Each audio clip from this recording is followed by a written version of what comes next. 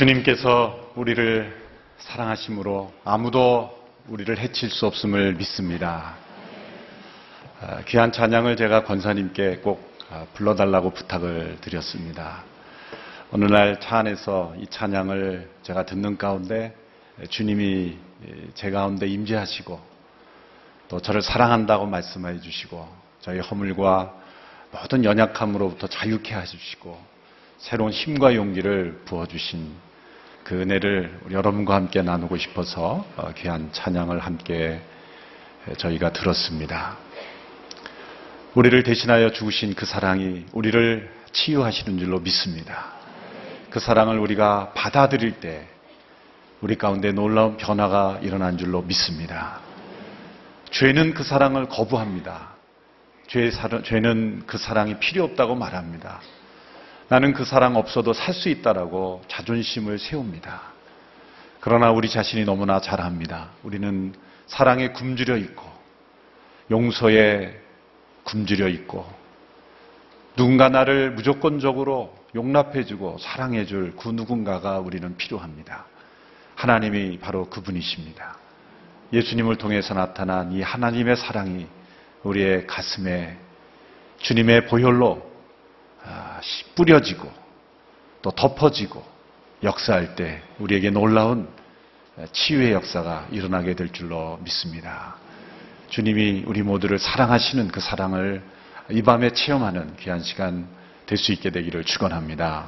오늘 주시는 하나님의 말씀입니다. 히브리서 10장 19절로 25절의 말씀입니다. 히브리서 10장 19절로 25절의 말씀을 저와 여러분이 한 절씩 교독하겠습니다. 그러므로 형제 여러분, 우리는 예수의 피로 인해 지성소에 들어갈 담대한 마음을 갖게 됐습니다. 그 길은 예수께서 우리를 위해 휘장을 통해 열어놓으신 새롭고 산 길입니다. 그런데 이 휘장은 바로 그분의 육체입니다. 또한 우리에게는 하나님의 집을 다스리는 위대한 제사장이 계십니다. 우리가 죄악된 양심으로부터 마음을 깨끗이 씻고 맑은 물로 몸을 씻었으므로 확신에 찬 믿음과 참된 마음으로 하나님께 나아갑시다. 우리가 고백하는 소망의 믿음을 단단히 붙잡읍시다. 이는 약속하신 분이 신실하시기 때문입니다. 또한 우리는 사랑과 선한 일들을 격려하기 위해 서로 돌아봅시다. 함께 읽습니다. 어떤 사람들의 습관과 같이 우리들 스스로 모이는 일을 소홀히 하지 말고 오히려 서로 권면합시다. 또한 그날이 다가오는 것을 볼수록 더욱 그렇게 합시다. 아멘. 예수님께서 우리를 대신하여 죽으신 십자가는 바로 우리가 예수님과 함께 죽은 십자가입니다. 조금 전 우리가 들었던 찬송 가사처럼 거기 너 있었는가 그때에 예수 십자가에 못 박혀 죽을 때 그 질문에 우리는 이렇게 대답해야 합니다. 예, 그렇습니다. 우리는 거기에 있었습니다. 예수님을 십자가에 못 박으라고 외치는 군중들의 음성 속에 우리는 있었습니다. 비겁한 빌라도의 모습 속에 우리는 그곳에 있었습니다. 예수님을 조롱하던 군병들의 모습 속에 우리는 그곳에 있었습니다. 예수님을 비난 가룟 유다의 모습 속에 예수님을 시기하여 죽음에 넘겨준 유대 지도자들의 모습 속에 그들의 죄악과 탐욕 속에 우리는 그곳에 있었습니다. 바로 우리의 죄가 예수님을 십자가로 보냈습니다. 라고 고백해야 합니다. 그러나 거기에서 그쳐서는 안 됩니다. 우리는 그곳에 있었다 고백할 때 바로 예수님이 십자가에 못 박히실 때 바로 우리는 그곳에 있었습니다. 그리스도 안에서 우리의 옛사람이 예수님과 함께 그곳에서 함께 못 박혔습니다. 우리는 두 가지 모습으로 그곳에 있었던 것이지요. 예수님과 함께 우리가 죽고 예수님과 함께 다시 살아나는 새 생명 가운데 있을 때 우리는 죄를 이길 수 있게 됩니다. 죄로부터 해방되게 됩니다. 사단의 종로로 타지 않게 됩니다.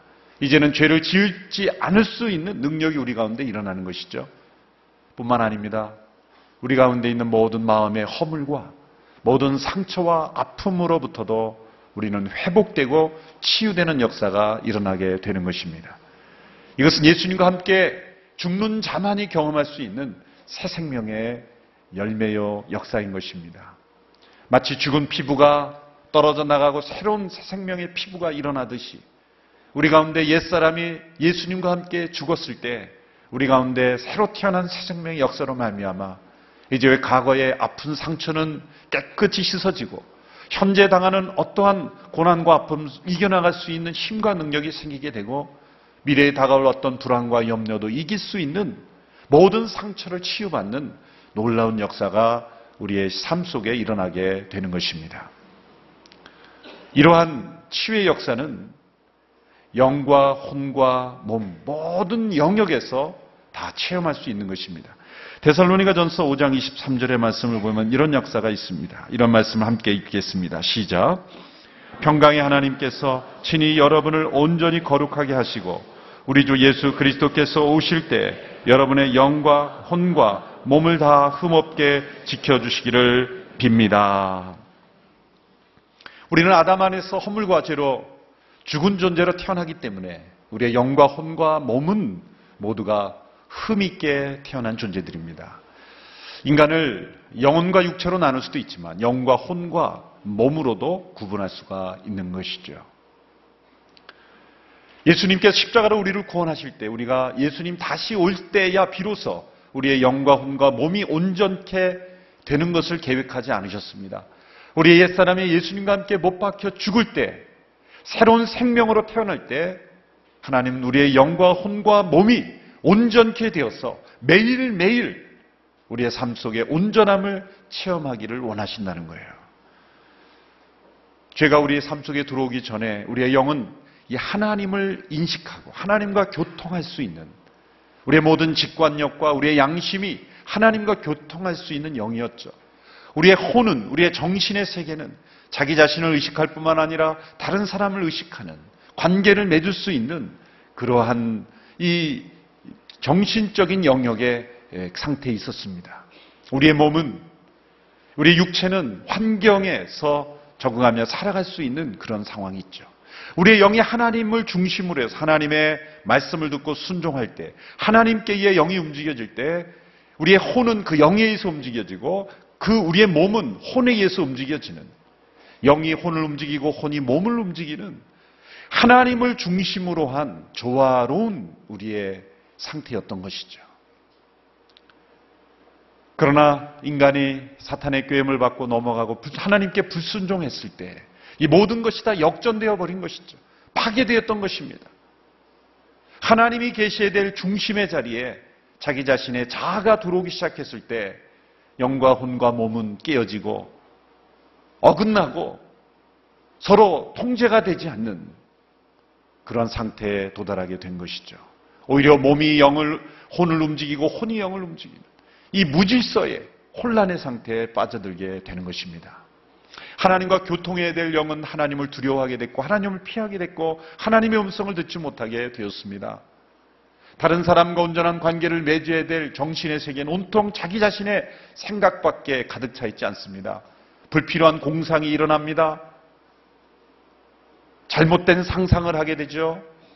그리고 그 마음은 염려와 불안과 불신과 두려움과 우울증과 죄책감과 온갖 하나님의 뜻을 떠난 감정들로 가득 차 버리게 말았는 거죠. 우리의 몸에는 질병이 찾아왔습니다. 어느 의사 선생님의 한 말씀에 의하면 우리 육신의 질병의 대부분은 우리의 영혼의 상태가 잘못됐기 때문에 일어난 질병들이라는 거예요. 우리의 영이, 우리의 혼이 하나님을 중심으로 해서 온전해진다면 우리의 육신에는 그러한 질병이 찾아오지 않았을 것입니다. 영이 망가짐으로 인하여 혼이 깨어짐으로 인하여 우리의 육신의 질병까지도 우리의 몸을 망가뜨리게 되었다는 거예요. 이것이 우리의 마음속에 우리의 인생 속에 찾아온 죄의 결과요, 죄의 심각한 문제인 것입니다.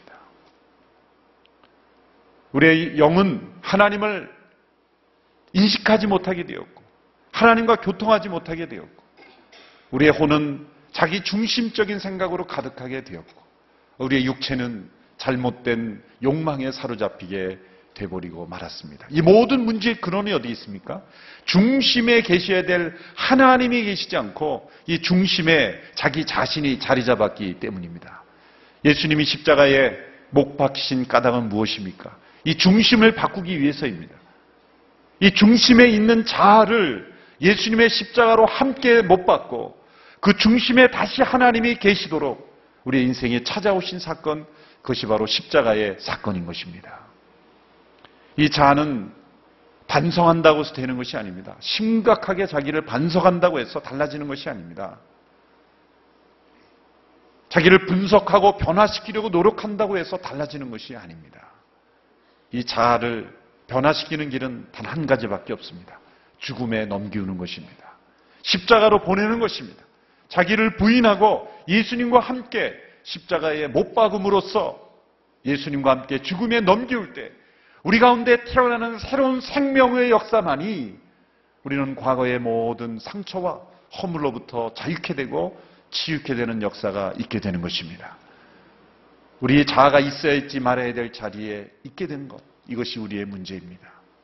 우리의 중심에는 하나님이 계셔야 합니다. 하나님이 계셔야 합니다. 치유의 핵심은 우리의 인생에 자아가 차지했던 그 중심에 다시 예수 그리스도를 왕으로 모시는 거예요. 우리 인생의 중심을 되찾아야 합니다. 그것이 회복의 출발점이죠. 그런데 많은 성도들이 예수 그리스도를 주로 고백하지만 아직도 그 중심에 자아가 살아있기에 예수 그리스도와 함께 죽고 다시 태어나는 경험을 하지 못했기 때문에 방황하는 인생을 삽니다. 마치 이스라엘 백성들이 애굽을 떠나 가나안으로 향했지만 그들이 광야에서 머물며 방황했던 것처럼, 여러분, 광야를 지났던 이스라엘 백성들의 그 탄식을 보십시오. 그 불평을 보십시오. 그들의 불안과 두려움을 보십시오. 우리 인생에서 겪는, 우리의 감정에서 나타나는 많은 문제들은 다 광야에 집중되어 있습니다. 하나님을 불신함으로 그 땅에 들어가라고 했지만 두려워하여 들어가지 못했습니다. 불안해했습니다. 상황을 불평했습니다. 시기하고 질투했습니다. 광야에 나타난 이스라엘의 백성들의 모습. 출애굽은 했지만, 구원은 받았지만 아직 그들은 애굽에 살고 있었던 겁니다. 장소로서는 애굽에서 나왔지만 사실 광야는 지나가는 땅이지 머무르는 땅이 아니었습니다. 그런데 왜 광야에 머물게 됐습니까? 그들이 애굽에서 나왔지만 실상은 자기 안에 있는 애굽에 계속 머물렀기 때문이에요. 애굽은 어떤 땅입니까? 죄의 종되었던 땅입니다. 노예가 되었던 땅입니다. 하나님을 몰랐던 땅입니다. 허물과 죄로 죽었던 땅입니다. 하나님이 놀라운 기적과 표적을 통해 그 백성들을 애굽에서 이끌어내셨죠. 출애굽의 핵심은 홍해 기적이 아닙니다. 어린 양의 피로 그 백성을 구속하셔서 이끌어내셨다는 거예요. 어린 양의 피를 좌우 임방과 물손죄에 바른 집마다 죽음을 보지 않고 넘기우심으로 그 민족을 구원하신 사건, 어린 양 예수 그리스도의 피로, 그 피로 핏부림을 받는 가정마다, 사람마다 구원하셨다는 것이 출애굽의 핵심이죠. 그 백성을 그 어린 양의 피로 구속하셨지만 그들은 여전히 애굽에 살고 있었던 거예요. 자기 속에 있는 애굽에 살고 있었던 거예요. 그러므로 그들은 불평했고 불만이었고 시기하고 질투했고 두려워했고 불안했습니다. 우리 인생에서 겪는 모든 상처들은 다 광야에서 나타난 거예요. 그런 사실은 그들이 광야에 들어갔기 때문에 그들이 그렇게 된 것이 아닙니다. 우리는 그렇게 생각하기 쉬워요. 애굽에서는 괜찮았는데 광야로 들어가니 그들이 그렇게 불평하고 두려워하고 불안하고 상처가 나타난 것이 아닙니다.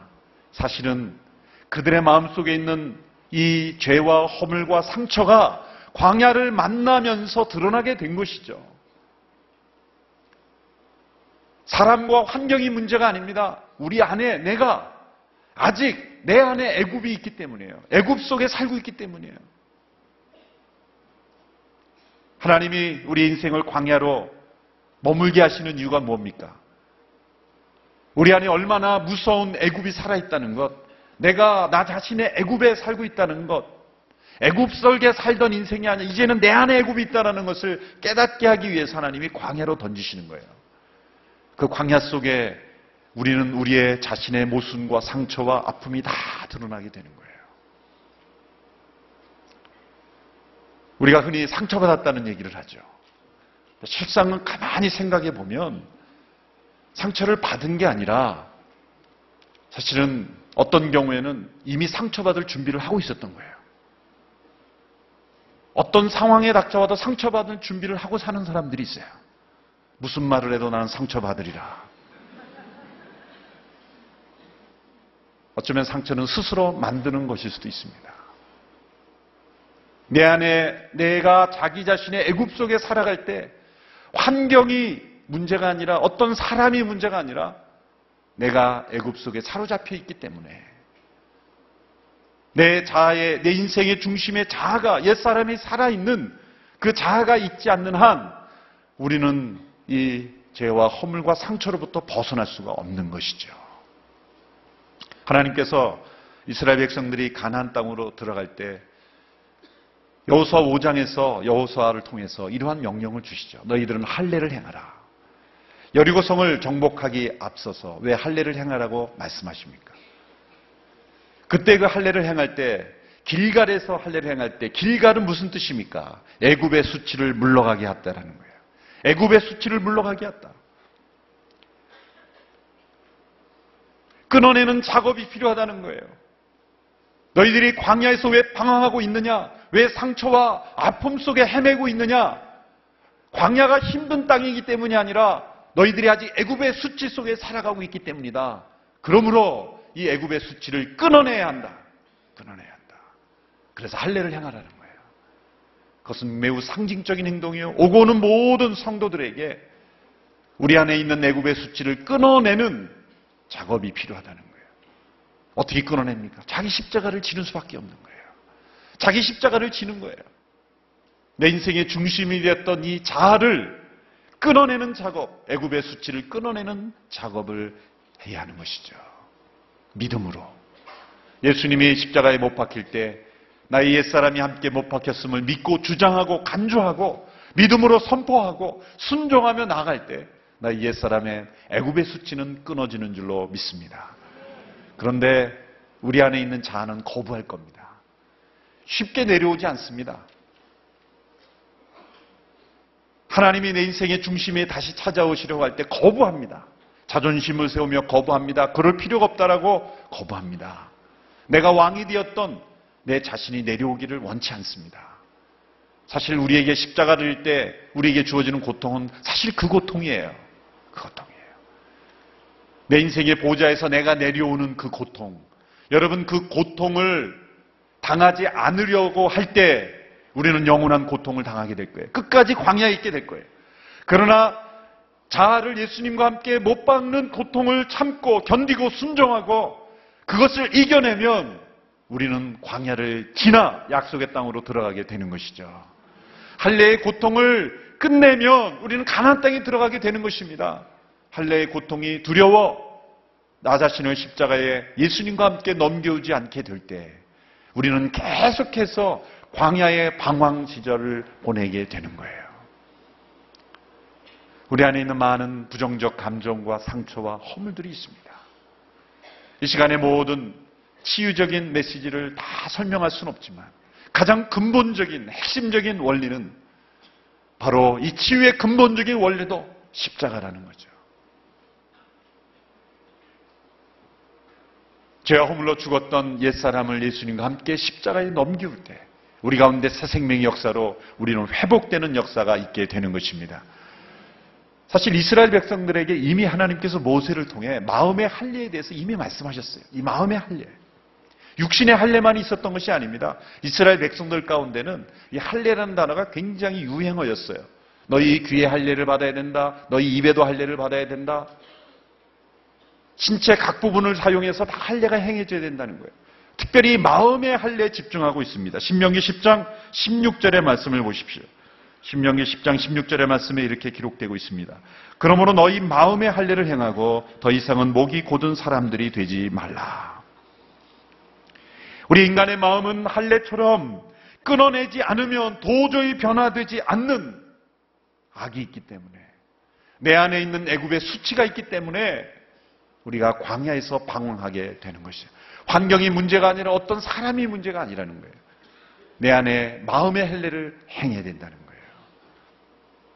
미국의 어느 가정이 해변으로 여행을 갔는데 그 해변 내에서 우연히 물에 흠뻑 빠진 아주 이 털이 쭈삣쭈삣하게 난 그 작은 개를 발견했다고 합니다. 주인 없이 돌아다니는 모습을 보고 그 아이들이 그 개를 집에 데려가자고 부모님께 졸라서 그 개를 이제 데려와서 깨끗이 씻겨서 이제 집에 두었다고 합니다. 이제 그 다음날 모든 가족들이 다 밖에 출근을 하고 학교를 가고, 그리고 그 집안에 원래 있던 그런 고양이, 집 고양이 몇 마리와 함께 두고 갔는데 저녁에 돌아와 보니 고양이가 다 죽어 있는 거예요. 처참하게 죽어 있는 거예요. 그 범인은 바로 그 개였던 거예요. 그 부모님은 그 개를 수의사에게 데려가 검증했더니 놀라운 사실을 발견합니다. 그 개는 개가 아니라 아프리카 쥐였다는 거예요. 이 해변에 배를 타고 어떻게 왔다가 탈출해 왔는데 개가 아니라 쥐였다는 거예요. 여러분, 쥐를 깨끗이 씻긴다고 개가 됩니까? 제가 말씀드리고 싶은 것은 우리 안에 있는 이 자아가 무서운 이 쥐와 같은 존재라는 거예요. 이 자아를 교육을 잘 시키고 목욕을 시키고 깨끗이 하면 변화될 것 같습니까? 아니죠. 옛 자아는 끊어내야 되는 거예요. 마음의 할례가 임해야 되는 거예요. 이 마음의 할례가 임하지 않으면 우리 안에 있는 상처는 아무리 위로해주고 상담해주고 격려해 주어도 변화되지 않습니다. 치료되지 않습니다. 성경에 수없이 많이 이 마음의 할례에 대해서 말씀하고 있죠. 골로새서 2장 11절 12절의 말씀도 마찬가지의 말씀입니다. 같이 한번 읽어보겠습니다. 시작. 그리스도 안에서 여러분은 육신의 몸을 벗어버리는 그리스도의 할례, 곧 손으로 하지 않은 할례를 받았습니다.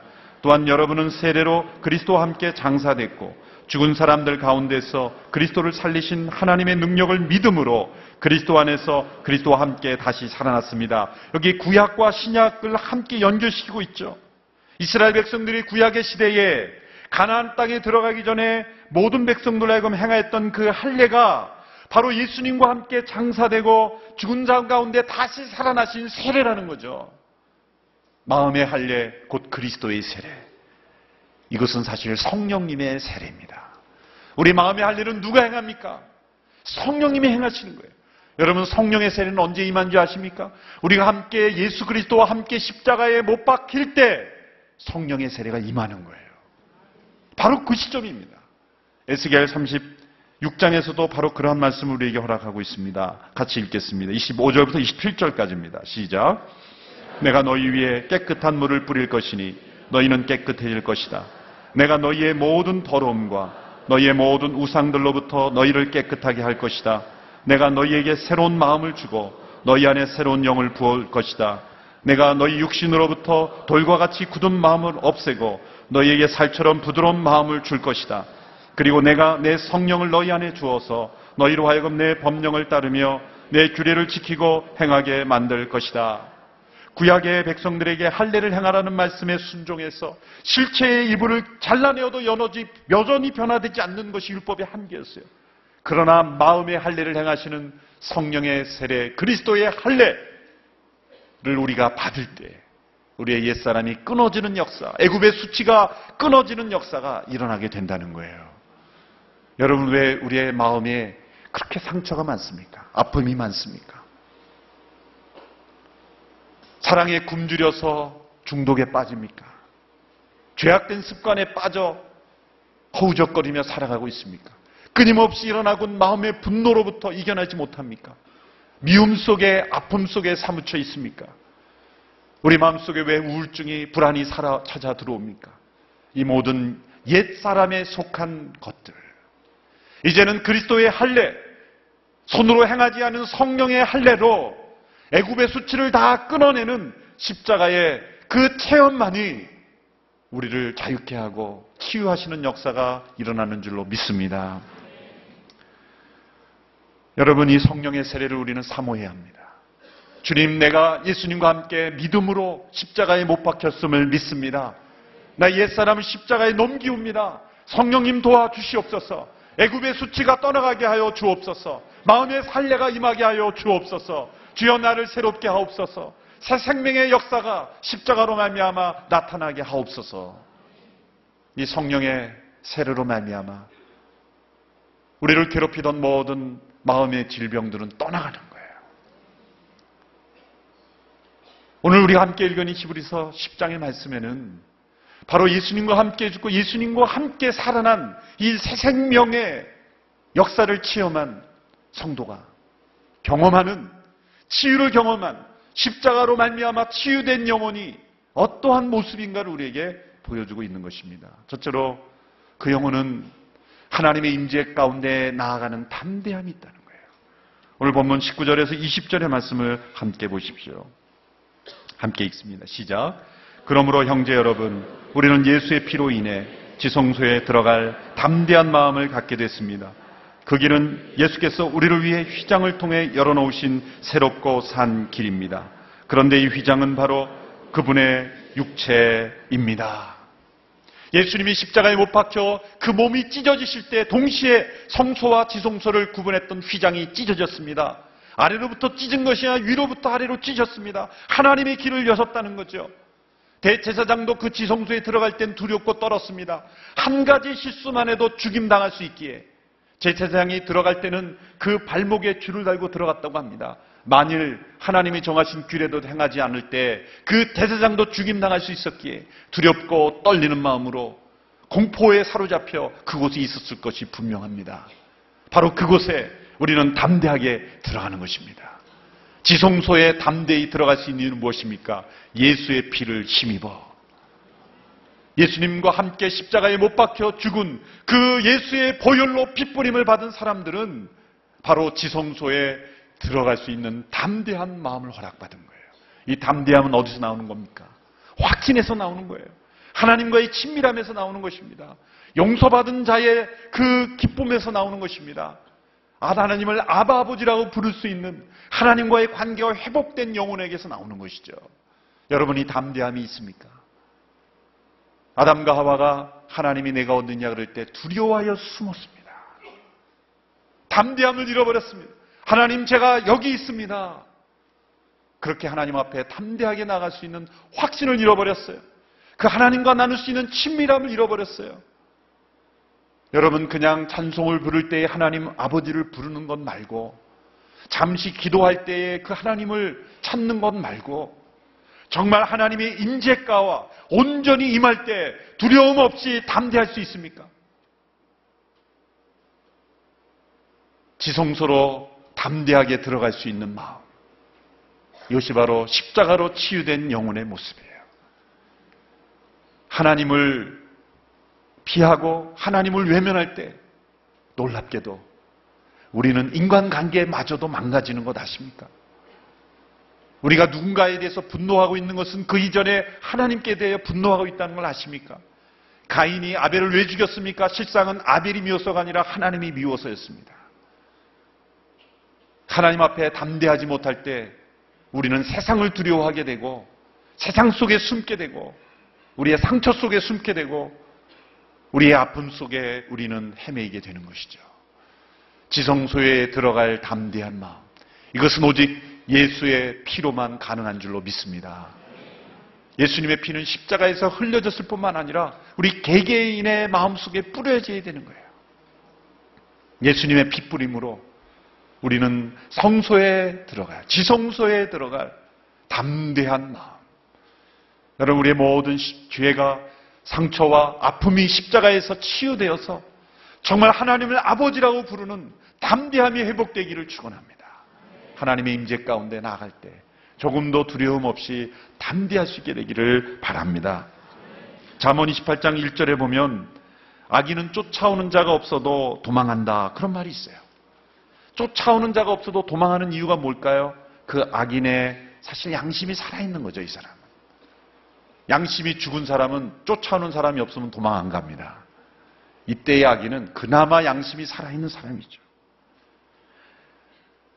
하나님의 임재를 피하지 않고 담대한 영혼, 하나님의 임재를 사모하는 영혼, 그 영혼이 바로 치유받은 영혼인 줄로 믿습니다.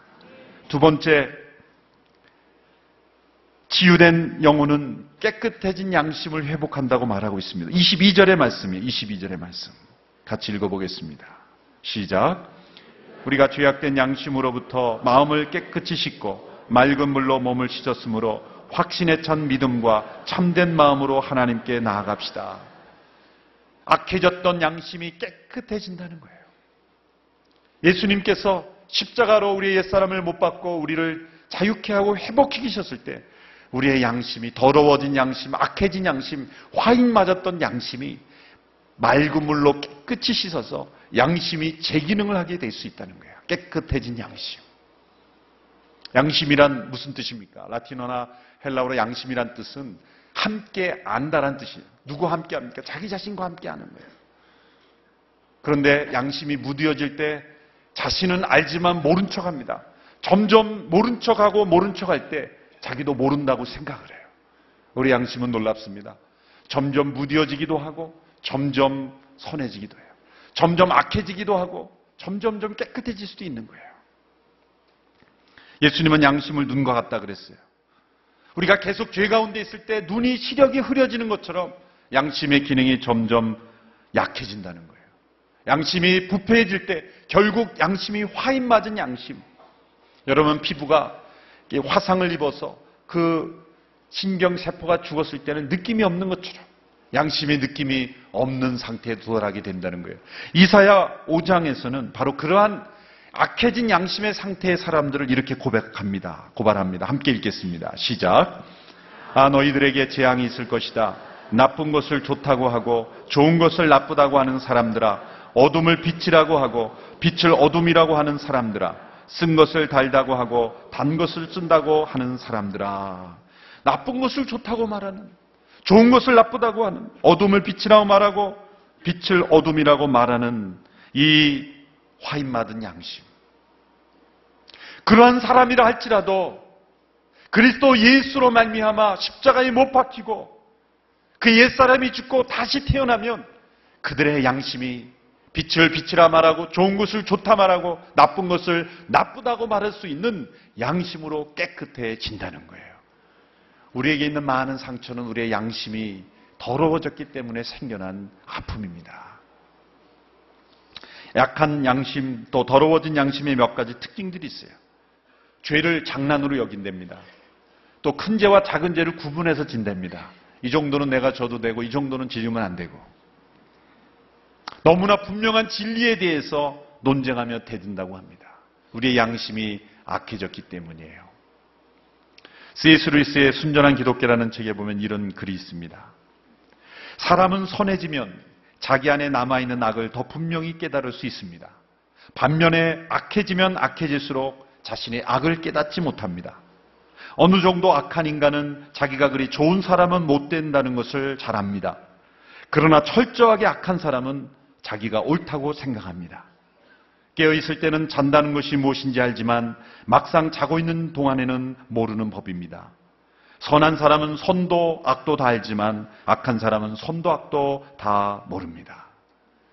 우리가 무엇으로부터 치유받아야 합니까? 더러워진 양심, 악한 양심으로부터 치유받고 우리의 양심이 선한 양심, 깨끗한 양심으로 십자가로 치유될 줄로 믿습니다. 약한 시력으로는 넘어질 수밖에 없고 쓰러질 수밖에 없습니다. 우리의 양심의 눈을 회복하고 밝은 눈을 회복하고 옳은 것을 옳다 하고 틀린 것은 틀리다 말하고 그리고 참된 것을 참되다 말하고 나쁜 것을 나쁘다고 말할 수 있는, 선과 악을 구별할 수 있는 선한 양심으로 십자가로 온전히 치유되는 역사가 우리 가운데 있게 되기를 축원합니다. 세 번째, 십자가로 치유된 마음은 사랑과 선행으로 서로를 돌아보는 마음이라는 것입니다. 오늘 24절 말씀에 이렇게 말씀합니다. 또한 우리는 사랑과 선한 일을 격려하기 위해 서로 돌아봅시다. 25절에 어떤 사람들의 습관과 같이 우리들 스스로 모이는 일을 소홀히 하지 말고 오히려 서로 권면합시다. 서로 돌아보는 마음, 서로 권면하고 사랑과 선행으로 격려할 수 있는 그런 마음. 여러분, 그리스도의 십자가로 치유된 영혼은 결코 자기 자신에게 머무는 삶을 살지 않습니다.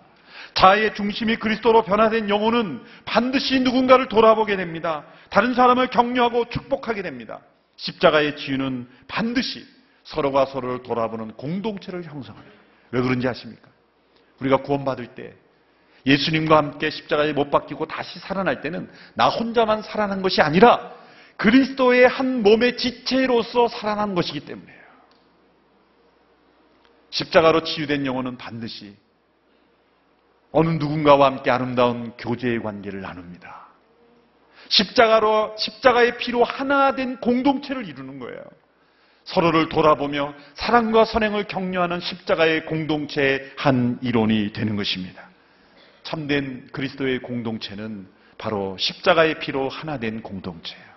서로가 서로를 돌아보는 공동체. 여러분, 이런 공동체가 있습니까? 서로가 서로를 돌아보는 그리스도의 지체로서 치유와 회복을 함께 경험하는 그러한 관계를 나누고 있습니까?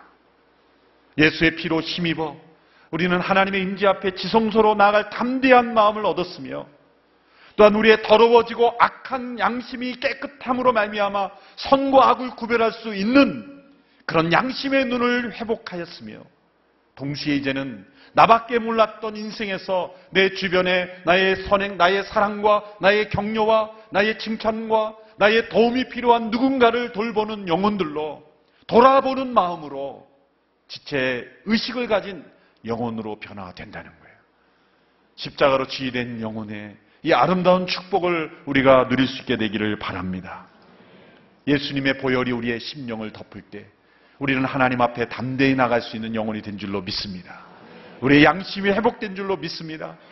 이제는 나만을 위해 살아가는 인생이 아니라 누군가를 돌아보는 인생으로, 함께 지체와 공동체를 이루는 인생으로 우리가 함께 그리스도의 몸된 지체로서 살아가는 인생이 된 줄로 믿습니다. 기도하겠습니다.